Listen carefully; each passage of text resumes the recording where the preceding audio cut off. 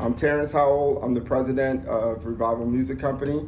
This is my right-hand man sitting on my left side, Jesse Wood, vice president of our company. So we're going to have Jesse to introduce himself, tell a little bit about who he is and what we do at Revival Music Company. Yeah, my buddy Daryl over here asked me what I do. I was like, what do you need me to do? What's it work for you? Yeah. It's entrepreneur life, right? I have been playing the bass guitar since I was 12 in church. I think we all started in church somewhere. Somewhere along in that, I got into Christian hip hop with my friends. He had a manager that was terrible. I started managing him.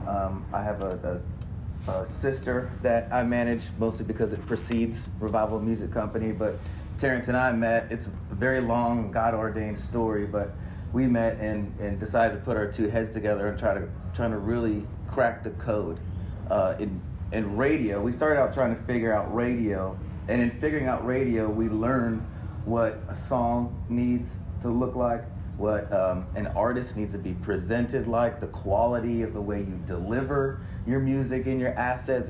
It started opening Pandora's box, and now in 2023 we have a record label. All because we kept trying to just solve the problem, and looking around, we were getting some good advice and meeting good people, but we just attacked everything like we could figure it out between the two of us. And actually, Revival Music Company is more than just us. We have a whole team of people behind us that we love, that are specialists at what they do. We just kind of organize it all under one house, and we all get paid at the same time. It's really beautiful to live life like that. If you're by yourself trying to figure out, sometimes the answer is not more knowledge, it's a strategic partnership. God is all about bringing the right people around. And so sometimes don't look at the problem, but look for the people God's just putting in your life. Just sidebar. So who's in this room? How many people are an artist? How many people are a manager or promoter? How many people are trying to run a record label? How many people are trying to figure out what God wants them to do right now? I'm radio. There you go. Okay. Yeah. I saved the best for last. What station? I am WCGM, which is Wendy City Gospel Music. Chicago. Yeah. And, Shout out. Been in radio for 30 years, both sides, and just started the internet station, which is the first year I was going to give up because I didn't see nobody listening. But since I have friends, like, I'm not saying that we know each other. Like you just said, I'm looking at who is working, what's being done. Right. So even though 30 years, still wanting more knowledge, still wanting to see how it works. So we're a 24-hour gospel station, and we are. I'm not a all quartet, not all choir, but you will hear a well-balanced station, reporting station. So. Oh, good. Yeah, I love it. So part of this morning session is also going to encourage some of you guys who may be like on the brink of like, what do I do? You know, I'm trying to figure this thing out. How you doing, my friend? Sweet, look good to see you. Good to see you. And hopefully what you guys will get out of this is encouragement to keep going in the direction that God has called you to do. Because a lot of this journey that we've been on, and I tell you that there is just a lot of just amazing, strange things that only God could do himself. But the first step to it is obedience into that assignment which God has called us to do. So a little bit about my journey. I'm a former police officer that literally left the job to pursue this call in music. And for me, it got to the point that prophetic word after prophetic word, and then I had an encounter when I was up for promotions. I was a senior patrol officer in my department, and the leading candidate for the corporal position from the senior patrol officer. Great career going on, you know, in it for over 5.5 years. A married, house, mortgage, all of that. And literally 3 weeks in a row, prophetic word saying that God was calling me off of the job to do the work that he's ordained and assigned. Had no idea what that work was, had no idea. And literally had it twice from 2 different pastors. And then the third encounter was the one that just made me go, okay, God, I got to do it. And I was serving subpoenas in my neighborhood. Because that's not of the Lord. That's not the Lord's business. Well, as I was serving subpoenas, it was an elderly gentleman who was watching me going from door to door, serving subpoenas. And this is the neighborhood that I grew up in. I had never seen this guy before. And he had called over to me and he said, "Come here, young man." And I walked over to where he was and he said, "When are you going to put that badge and gun down and begin your real work, son?" And by that time, I like goosebumps and I'm going, "I'm sorry, sir, what did you just say?" He said, "Your real work is in the kingdom of God. Your real work is in ministry. God has already ordained and assigned you for this. There's only so far you can go wearing that badge and gun. It's time for you to put it down and begin your real work." Then he sat back down in his chair and started rocking, looked up in the sky, did not acknowledge me, did not say hi, did not say bye, nothing. That's deep. Literally goosebumps going up and down my arms. And then the scripture that came to me, obedience is better than sacrifice. I walked in the next day with my resignation and shocked the whole entire department, completely in shock. And that's where that journey began.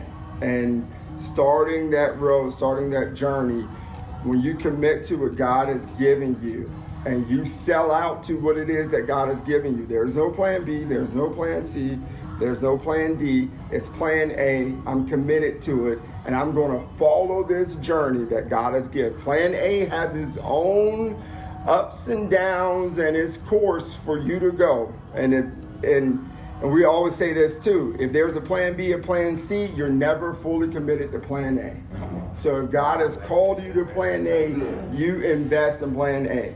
And you just follow those trails and those twists and turns that plan A is going to take you, but it's ultimately is going to lead you down the right path. And on plan A, I end up meeting this guy at CBN, and the rest is history from that standpoint. So in cultivating what God has called you to do in that assignment, first of all, if he's given that assignment to you and you're here nurturing that assignment, this is your first step of faith. This is that very first step, okay? Being at events like this, showing up, coming in, investing in what God has given you.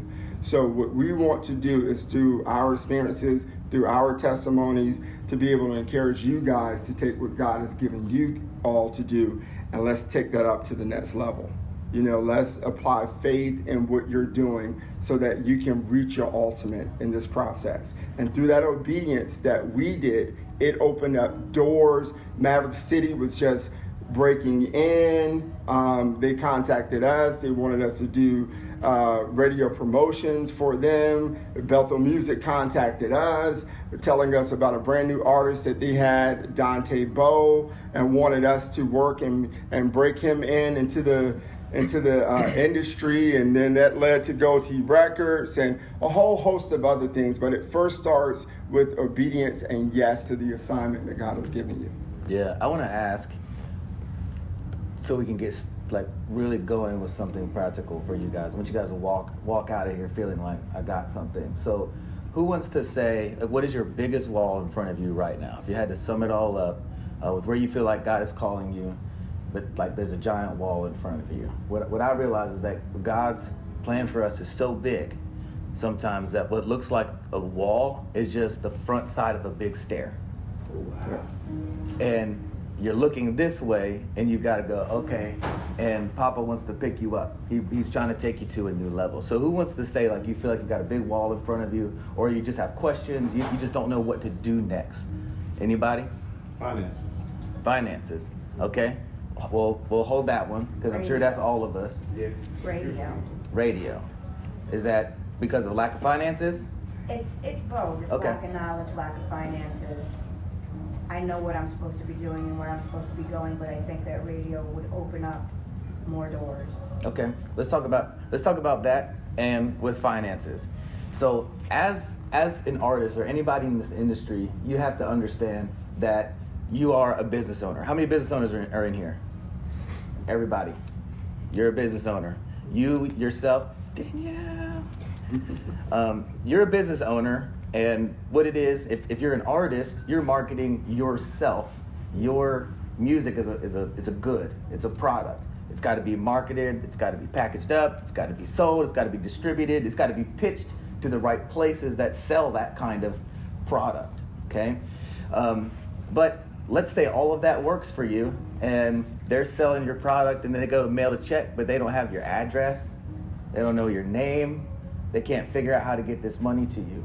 So you have to come into this industry like the same way setting up a business. You go, what's my EIN? How do I file my taxes correctly? Nobody wants the IRS to come after them, right? So we go after certain things, make sure those things are in order, but we've got to get all the little pieces together. It's the small foxes that spoil the vine, and my people perish for lack of knowledge. That's what Scripture says. What I've found is a gross ignorance inside of the industry of how it actually works. We see artists all the time come to us. Radio promotion is not cheap. Okay, this is where I'm going with this. If you were to advertise a product that you wanted to sell, here's how this works. When you go to advertise, you're thinking that the money I spend in advertising is going to come back more than what I'm spending. That's the hope. Otherwise, it's kind of stupid. So you need all the systems and buckets in place. Let's say you advertise online something and people click through and they buy it. You have one little code wrong, the money's going to go somewhere else, or maybe they'll get it for free and then it doesn't work. You got to have all the systems in place. When it comes to radio, this is advertising. This is advertising dollars that you're spending inside of your business. So you need a good product. You need all the systems in place before you go spend advertising dollars. So making sure you're signed up, not with just your PRO, but also Sound Exchange. And break down what PRO is for those who may not understand or know what PRO so is. So a lot of conferences, you'll hear people talk about a performing rights organization. They'll say ASCAP BMI as a writer or a publisher. That's usually all you hear. This is one piece of a whole pie, and then there's even pieces inside of the pieces of this pie. And I don't have enough time. I will kill the entire meeting trying to teach you on this right now. But there's digital radio royalties. This is Sound Exchange. And inside Sound Exchange, there's royalties paid to the artist and paid to the recording master owner.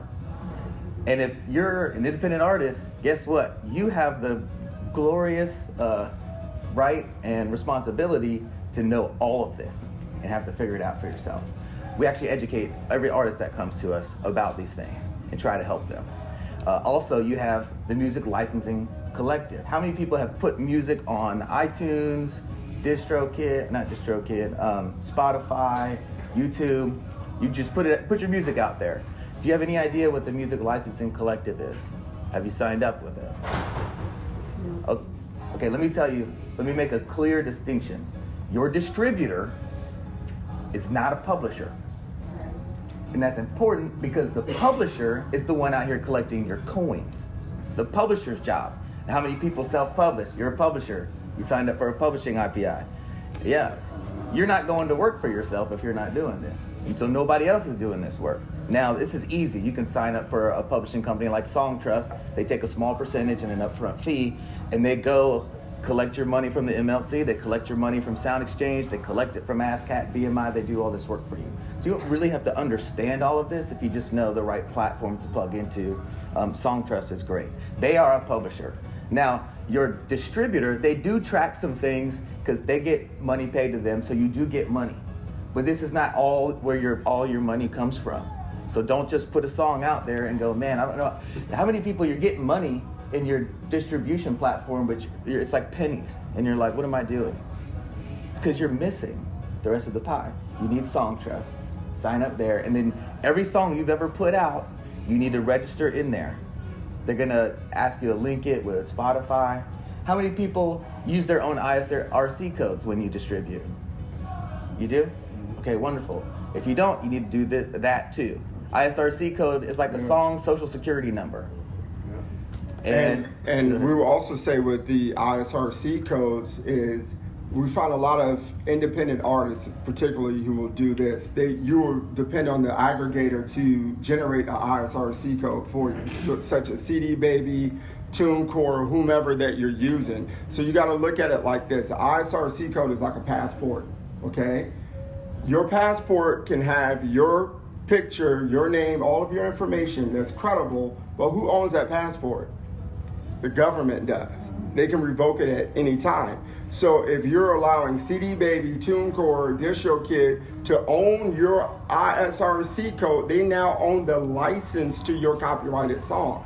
So you have these aggregators that are getting paid as a license holder of your song. So the money is going to them. They may be paying them $10 and giving you 99 cents. Yeah. So you want to make sure that you are in control of your ISRC codes. Okay? So this is very, very important information for all of you all to know when you're making music, when you're curating music, all of this is very, very important. All right? Very, very important stuff. But also we want to touch on, and we have some awesome radio people in here, is the type of product that you're putting out to radio. All right? Because how many of us know there is no shortage of music in here? Dr. Shatana Kelly Gordon? Overflow. So how many emails do you get a week of new songs? A lot. How big is your playlist that you're able to? So there is a overabundance and supply of music coming in to radio. Radio cannot play all of this music that's coming in. So this is where key factors come into play. And everybody who's sending the music is praying and asking God for favor. Yes, So. right. And everyone who's They all singing love the the Lord, music is saying that God gave me this song and you're supposed to play this song, okay? They all have Number this. one song. I've never met an artist who didn't have a number one song. It's a hit. It's a hit. Yes, it's a hit. That's good. You should love your music. You should. So everyone who's sending, there's an overabundance, okay? So how big is your playlist again? Right here. Playlist is right here. How much music are you receiving? Receiving this amount of music, okay? So there's a song that's coming in 6 minutes, 30 seconds. There's a song that's coming in 8 minutes and 40 seconds, but you want her to wait until the bridge, because the bridge, and 5 minutes in that song, That's when the glory hits. Right, the glory falls on that bridge. So you're gonna send that song over to her and expect, or over to my friend over here, Ms. Wheeler, and expect them to play your music and listen to it. Now check this out. As a program director, I know she has like 3 different stations that she's over in 3 different states, okay, that she's programming for. So she has to take the time to listen to all this music that's coming in to review what it is that she's going to play, okay? She does not have the time to wait 6 minutes into your song until that glory falls or your favorite part of the song. So most program directors are listening to your song for only 10 to 15 seconds to determine if they're going to play it. 10 to 15 seconds. That's all you got. And if your song does not captivate them within 10 to 15 seconds, it's done. And 10 to 15 seconds can let you know whether you have a strong song, whether it's a hit song, or whether you just dropped a dud and you need to go back to the lab. Okay? 10 to 15 seconds. So that means you can't have that a minute and 30-second intro. All right? It's not going to see the light of day. If that string or horn section is taking its time to build up, guess what? That string or horn section just cost you a spin. It's not going to get played, okay? It's going into delete, all right? And these are my friends in here, okay? So their emails are really professional spam folders. Right? They are inundated with so much music that they will never be able to play. So how do you become heard? How do you have a chance to have your music exposed? Okay? In this business, it starts with relationships. Life moves, my friend Radio Robin says this all the time, life moves at the speed of relationships, okay? These are my friends. We will call and talk to each other about anything, everything, or nothing at all, and then sometimes music, you know? So when we are submitting music, she has a relationship with us. She knows the types of songs that we submit. So the types of songs that we submit automatically are going to cross her thresholds for her station. So at that time, it's up to her to decide whether she likes it or not. But all the bells and whistles are there. So if she sees an email that's coming from Terrance and Jesse, she knows us. Versus a John Doe that she does not know that just said, the Lord gave me this song and you're supposed to hear it.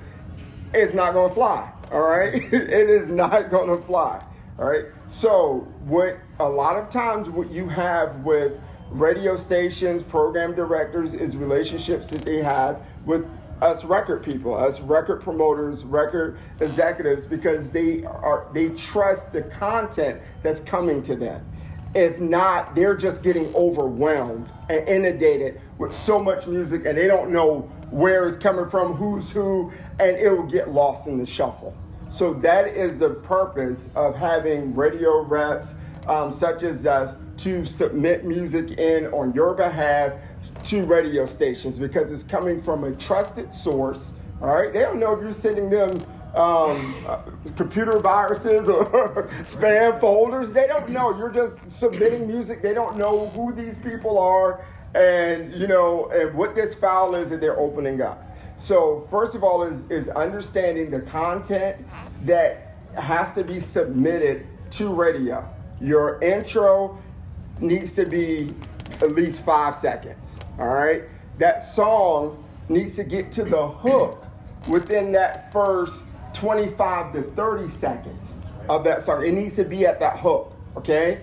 You want to have your short intro, your verse, hook, verse 2, your hook again, bridge, out, okay? The song needs to grow, moves from point A to point B, point C, and you're out, all right? A lot of times what happens is some songs, unless you have weight or clout in the industry, you can get away with repetitiveness, okay? You can say, I love God, I love God, I love God. And if the only thing that you're saying is I love God as an independent artist or someone that they don't know, that becomes too repetitive, too redundant. You're saying the same thing over and over again. You're just changing keys as it goes. But that song is not taking that listener on the journey. Your chances of airplay diminishes, okay? It's too repetitive. The song isn't growing. It's not going anywhere.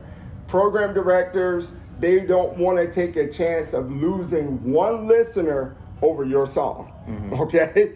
Because at the end of the day, it's not even about your song. Your song is a placeholder so that they can get to the commercials where the advertising comes from, okay? So your song literally keeps the listener in place so that they can get to advertisement. So if you don't have a good product to keep the listeners in place, or they feel that spinning your record is going to cause them to lose one listener, and how many know that radio is what? Listener supported, okay? If they lose one listener over your song that you told them that the Lord gave you and that they need to spin this, and they start losing listeners because of spinning your song is not going to see the light of day. Yeah. Okay? It's not going to see the light of day. Yeah, it's very important to understand what Terrance is helping you see is this is a massive ecosystem. The music industry is. It's kind of like evaporation, condensation, precipitation. The world, everything moves in a cycle, and all pieces are happening at one time. So what we figured out is how to get right smack dab in the middle of it and try to help each piece function well. Because when every piece is functioning well, we're all having a good day.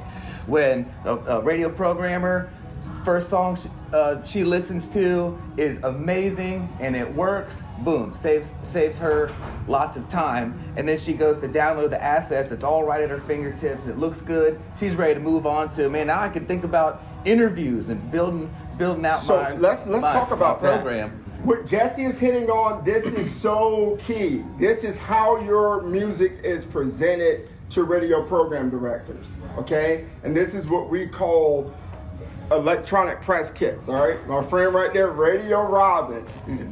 She is a legend, the GOAT in radio, okay? It's how your music is presented, all right? You gotta remember, you are your song has to be competitive with what radio is currently spinning, okay? So it has to be competitive in both content, sound, and appearance, all right? It's the shiny, squeaky wheel that's standing out, okay?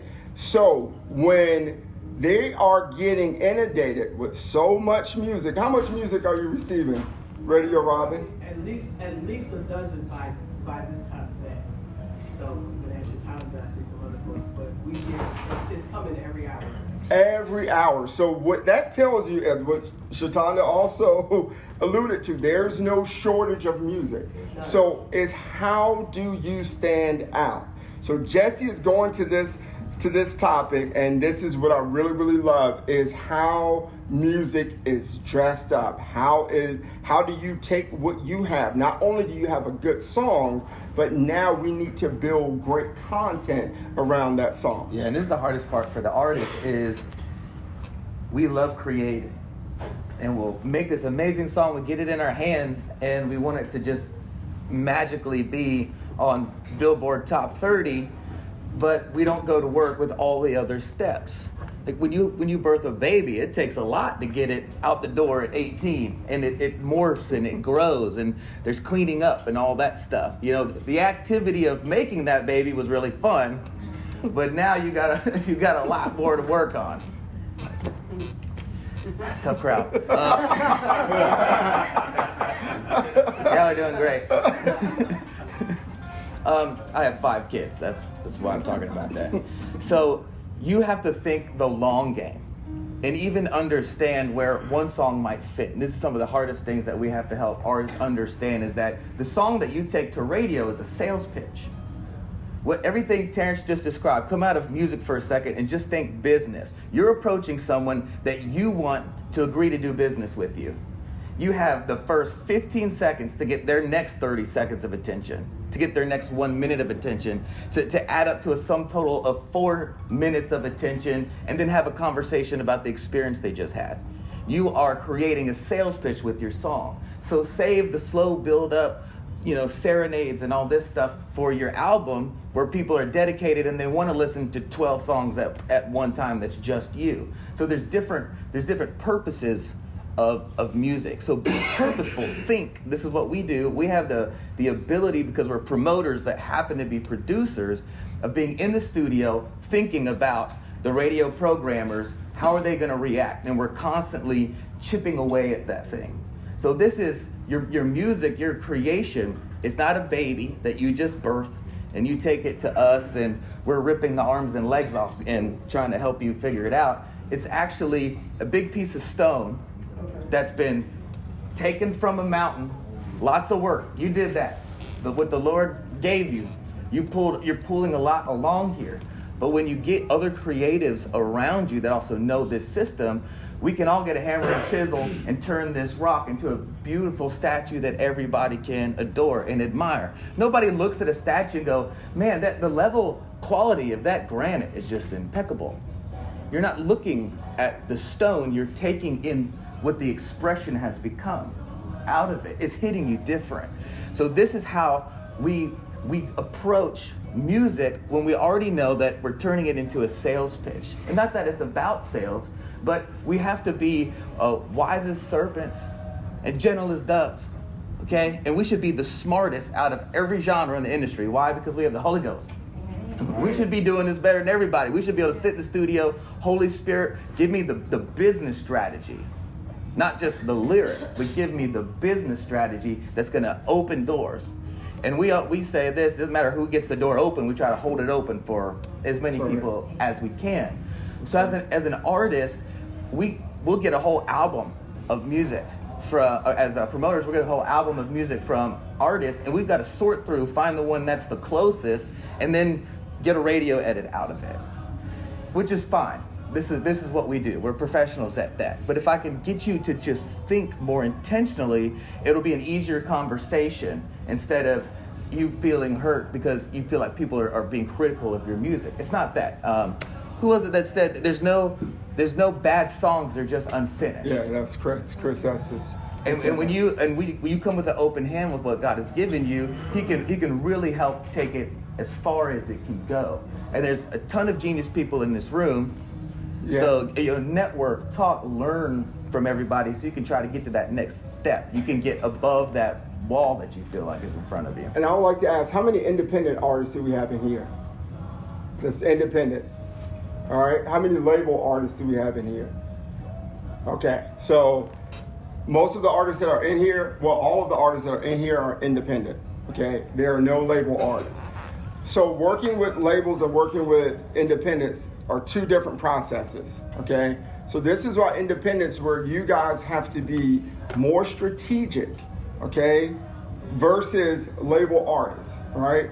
You hear the song in the background, Maverick City. By the time you start servicing us this song, they've already had like 100 different songs that were already out, that they were already working on, and they wanted to know, which one of the songs will work. So we look at labels like this, okay?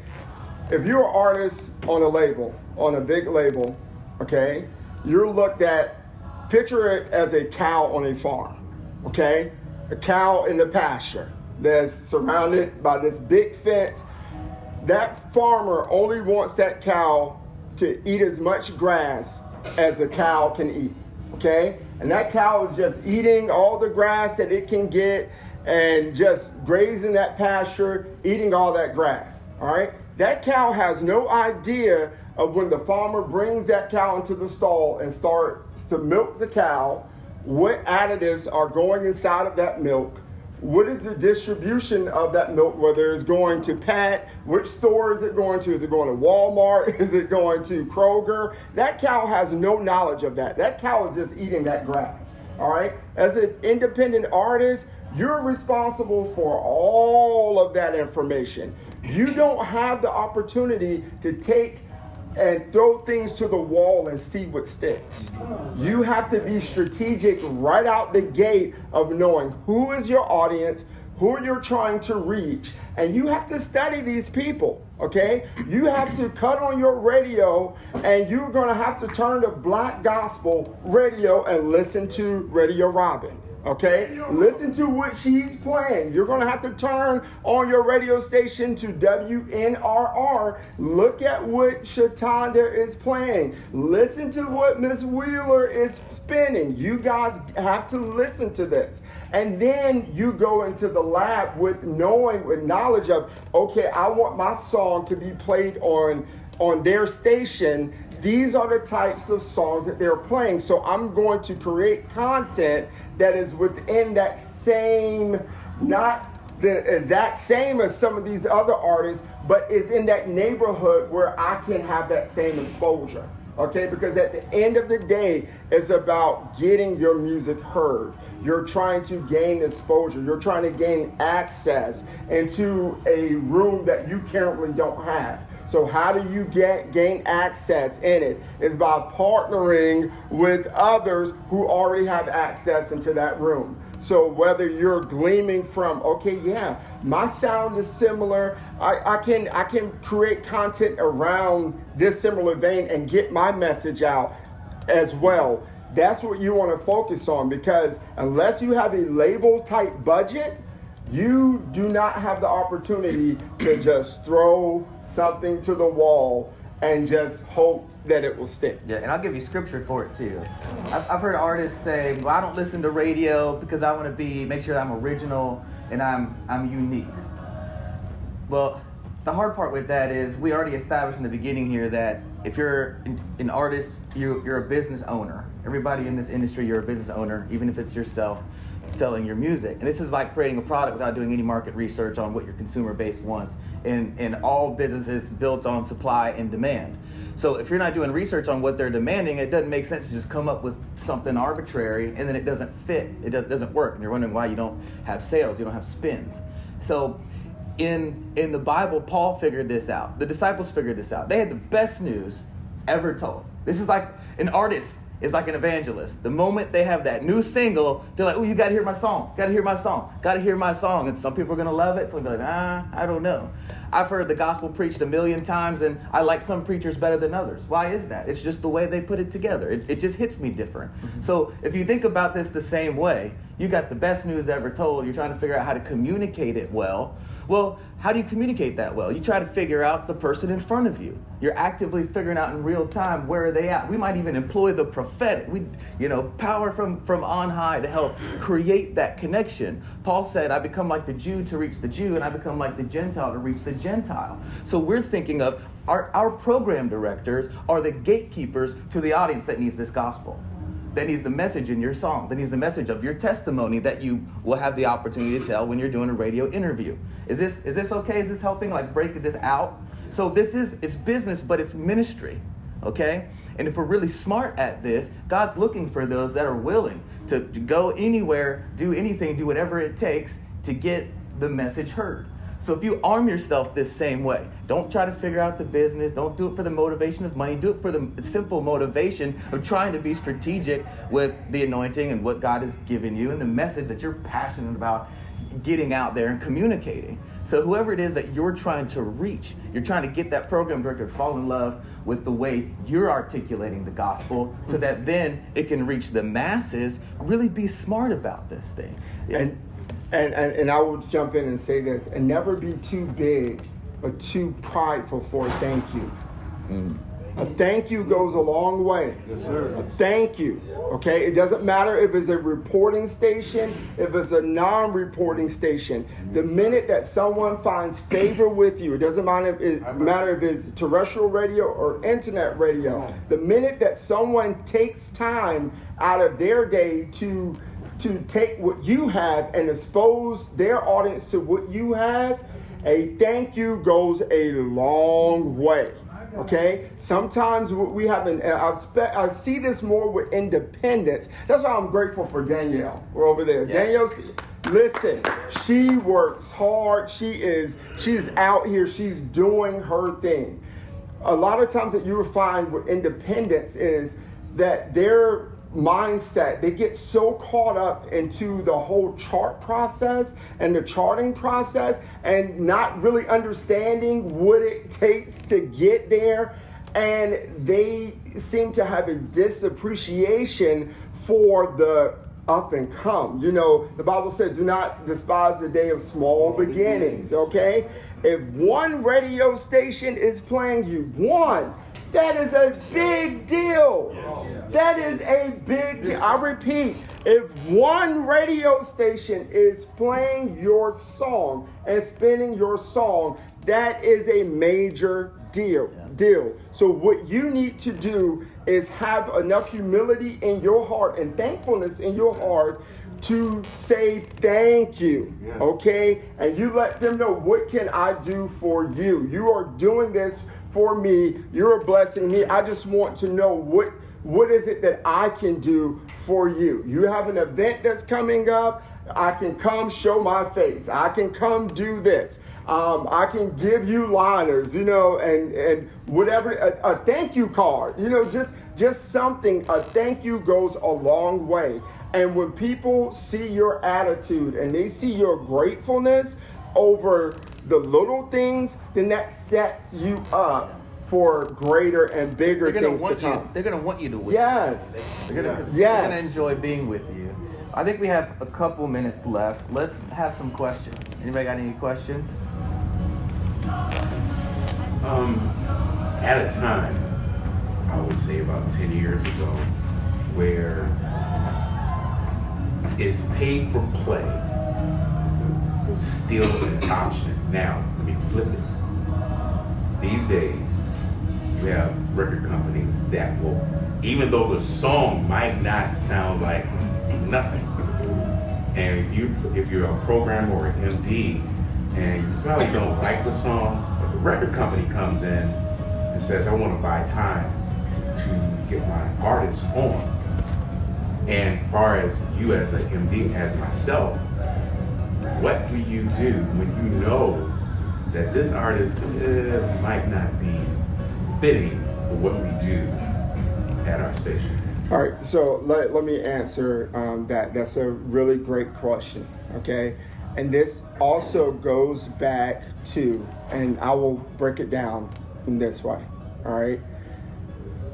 When we were talking about radio reps earlier, okay? It's trusted people who know the format, okay?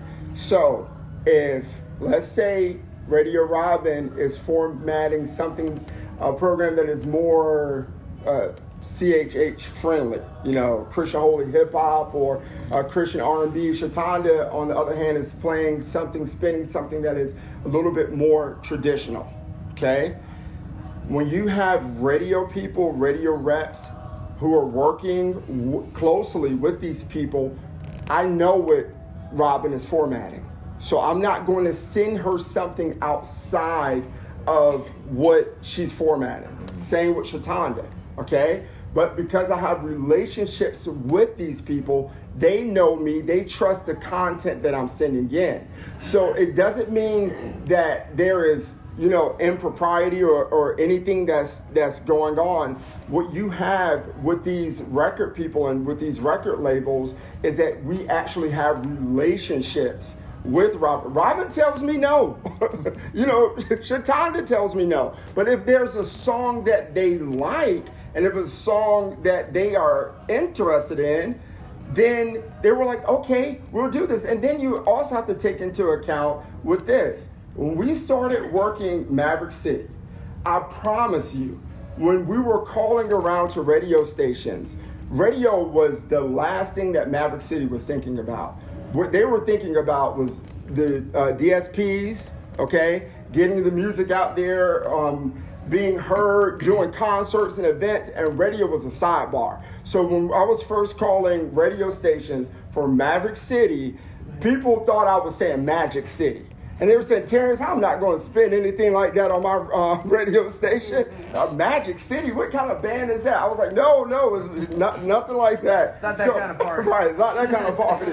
It's Maverick City, but it's breaking it down to them. But once they were able to see the following, the content, the swell, now this is a group that I want to take time and invest in, because now this is an audience that they are reaching. They have a following.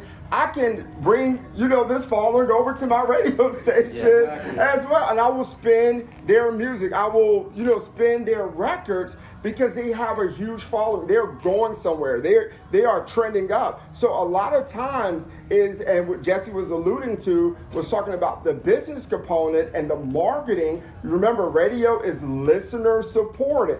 Okay, so if you have a band that just has a great following, an artist who's on the rise, who has a following, where is radio going to tend to?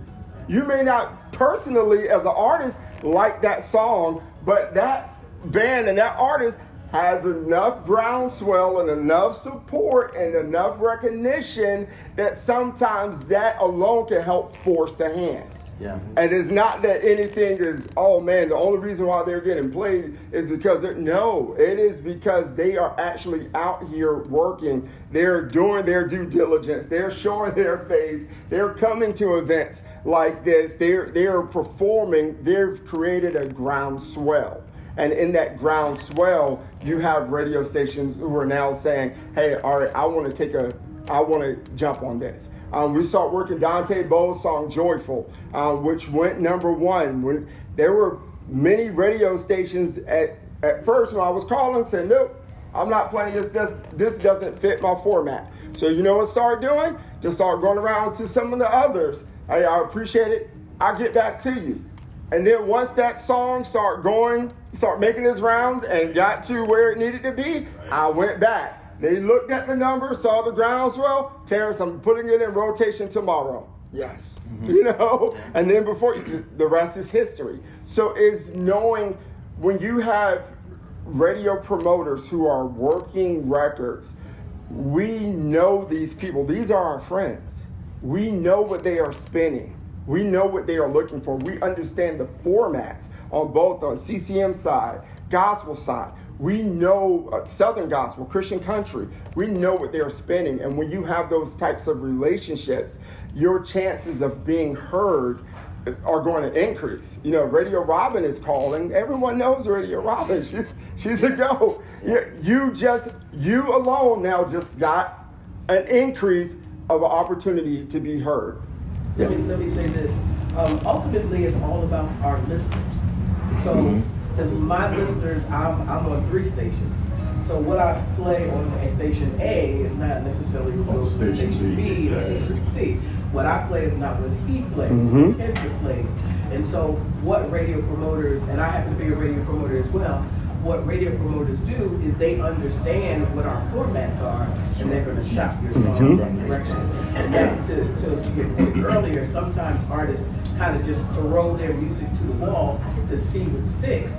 But you have to cultivate and understand what those stations are doing. They are catering to their listener base. They're not necessarily concerned about whether your song does what it has to do. It's all about our listeners. So sometimes you have to look at it from that perspective. We're saying no because it doesn't fit our listener base. I might like a song personally and have it in my personal playlist. Terrance has worked songs and I have made my personal playlist that I listen to, but it doesn't fit the format on Gospel Highway 11 or Black Gospel Radio or Reach or wherever I'm programming. So understand it's all about what you there's a greater principle at work here, and to directly come right back to your question, what I feel like you were framing up is this idea that record labels or other folks might have a hammer in the form of cash and they're trying to square peg round hole a song.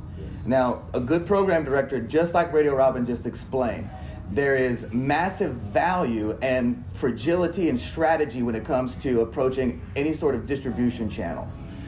Has anybody unsubscribed from an email? Why did you unsubscribe? You don't want to see that. You don't want that. You don't want that. Now, let's say you signed up for a newsletter because you really want this newsletter. And then out of the blue, they send an email completely unrelated. You're probably going to go unsubscribe. So when they go to put a song out on radio, it's just like, say you had 1,000 people and you're trying to nurture them so that the moment you have something to sell, they're going to open it and potentially buy and convert. You don't want to damage it. You don't want to damage that. So a good program director is going to understand, I do not want to offend or go outside my distribution channel, because the moment I start raising money yearly to try and help support this station, they're no longer listening because we've offended we've broken their trust, because they're trusting us to serve them the reason why they subscribe to us to begin with. So that's really a lot of importance there. As a program director, I would encourage you to don't lose that art of nurturing your distribution channel and not betraying them so that you have them later. And I'll also say this too, and this is very, very important, because every artist in here are all independents, okay? Is understanding the importance, and Robin's heard me talk about this like several times with Clubhouse over and over again, understanding the importance of formats. You have to understand the importance of formats. I'm going to say it again. Understand the importance of formats. All right. Most artists do not like to be placed in what is called a proverbial box. Okay. I'm a little bit of everything. I can juggle, sing, dance, have throw firing knives and shoot bow and arrows all at the exact same time. That is great, but who's asking for it? Okay? Who's asking for it? Just because you can do it doesn't mean that it's been asked for. All right?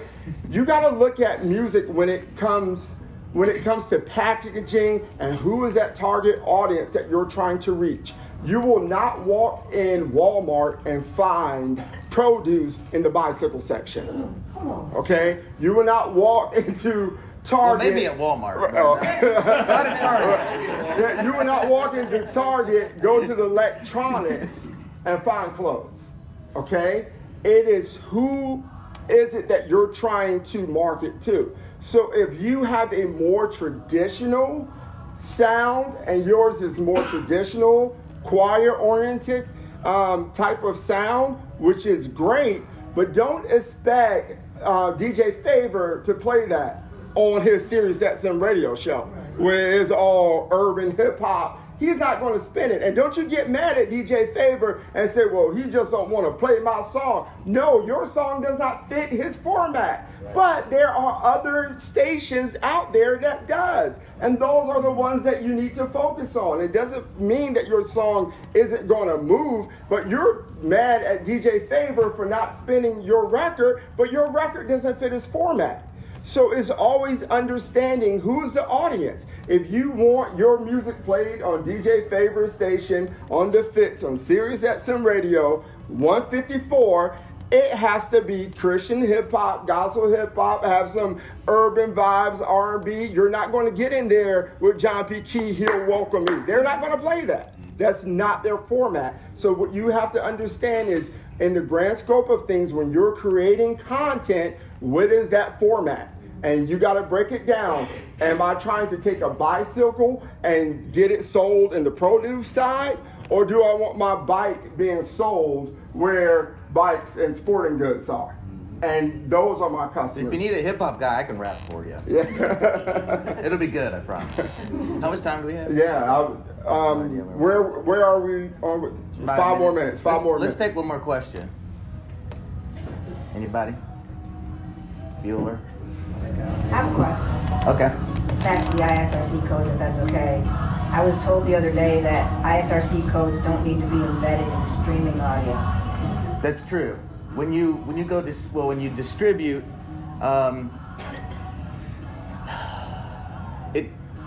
yes and no. It's good to do it safely, but a lot of the mediums, that data doesn't come with it. So you've got to have it in your EPK. Our EPK, we don't leave anything to chance. We've got access to the WAV, the MP3, and yeah, it's embedded just to be safe, but along with it is the time link, the ISRC code, the UPC, if you've done it on digital distribution. I would always make sure all of that information comes with your music. Like this, watch this. You handed me this when you walked in. Let's say I give this to a program director, they love it. They got to do some work to figure out how to program it because she needs this information. I would have that information with this if you're going to hand it to industry people. That or a link. Our EPKs are on a simple website link that goes straight to a 3-page PDF. They can click, download all the stuff. They can get to ISRC. We put it right at their fingertips. Otherwise, they might like it, but now they got to call you. They got to email you, wait for a response. You got to look it up and figure it out. They're all embedded. So, but that's going to take work for them to extract that data. You see what I'm saying? yeah. So, but this is what we do. Whenever we submit songs to radio, it's embedded. Okay. So if it's going to radio, it's going to media base, and Nielsen before Nielsen went off the rails on it. Everything had to be embedded in with them. Those ISRC codes, everything had to be a part of that song. So, in other words, radio can't track your song. There's no way in the world that your spins could be tracked or anything if that information is included. So whenever we send content out to radio, it is already embedded in that process. So whether we embed it ourselves through RMC player with media base, or whether we go through Play MPE or whomever, is going to be embedded within that song. So when they're spinning that song, all of the information, the coded information is there. Yeah.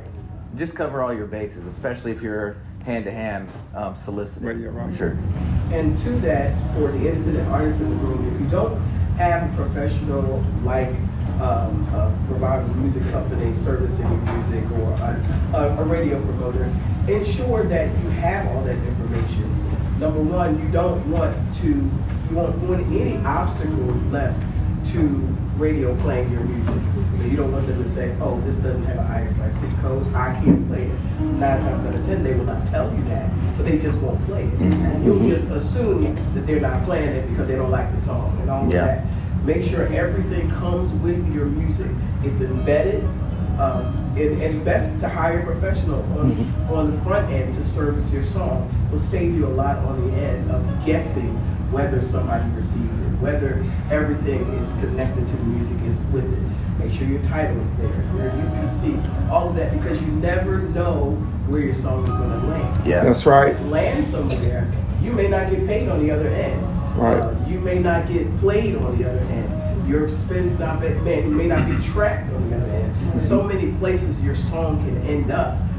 If it ends up on Robert's station or Kendra's station or any of my station or Sirius XM, or you may not be able to even know that it's being played because all the information was not there. Because they may love the song, and some platforms allow songs to play, depending on the platform, without all that information. But then many stations they won't even listen to it if that information is not available. I won't even listen to it if I don't see the proper information. Yeah. So you're not even going to get my ear because I'm not going to do the work to follow up with you to ensure that and that's why many stations only work with radio. Right. That's right. You really have to plan for success and making sure your music truly gets registered in all the spaces. In the beginning, Song Trust. If you're an artist, Song Trust is a great publishing company. They will make sure it gets registered in all the royalty exchanges and collect that money and bring it back to you. If not, you've got to figure out how to manually register your music on all of the platforms. And we want to close with this and letting you know this is why having people around you who understand how radio works is very, very important. Okay, when you're servicing to radio, you want to make sure that your music, and it doesn't matter which format it is, because all of them are the same when it comes to this, that you are on the south side of 3 minutes and 30 seconds. If anything is north of 3:30, red flag, okay? That diminishes your chances of having your song being played, all right? Maverick City sent this song to us, 9 minutes long. Jesse did the radio edit and brought it down to 3:30. Packed all of the good pieces inside of there, and then as independent artists, sometimes what you guys are thinking about is, I want to get to this part where my song is, this guy right here. And you're not thinking about what radio is listening for in the contents of how that song grows and where that song goes. So when you're dealing with professional radio people, some of your favorite parts might be sliced and diced. It may be cut out of there to give that song a chance to survive in the radio world. Most beginnings, once you get into a song and all of a sudden it's 17, 18, 19, 20, 23 seconds even before you even get to the song. Automatically it's like you start to worry. Oh, absolutely. Yeah. And that's one of the first things that we addressed where we talked about. Get to the glory quickly. Right. And you can't have a minute and 20-second intro and all of that. Your chances are gone. Yeah. So you only have 10 to 15 seconds to impress. And who was it That's it. Who was it that spun Joyful like 7 times before? Yes. So when we said, and I think Radio Robin was like one of the first ones to call me out on this. She was like, Terrance, this song is 2 minutes and 16 seconds. It's 2 minutes and 16 seconds. And we had a radio program director who hit us up and said, man, this song is so short, it's 2 minutes and 16 seconds. I listened to it 10 times to figure out whether I was going to spin it or not. I said, you did exactly what we wanted you to do. What that means is more spins, okay? Yeah. Spins, because it's so short, many terrestrial radio stations, we need that time at the end of the hour. I use that all day. Yes. See, the strategy's bigger than trying to get somebody to listen to you as long as possible. Let them just keep pressing play. It's this song ended too fast. Press play again. You can enjoy it all over. So we're going to leave you with these 3 notes, all right? 3 concepts that you want your song to do. 3 abilities, okay? Number 1 ability, you want replay ability.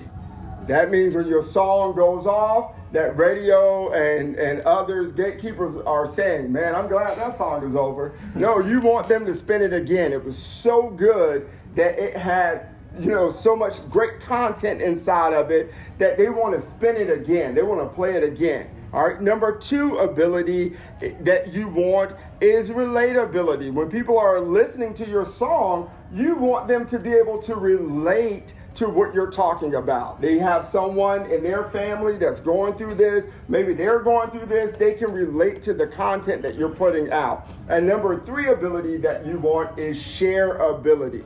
All right, when it goes off, man, this is so good. I relate to the content. Oh man, this is so great. I know that my mama would love to hear this song. Let me send this to my mama. I got a best friend who's going through this. I'm gonna send this song to my best friend.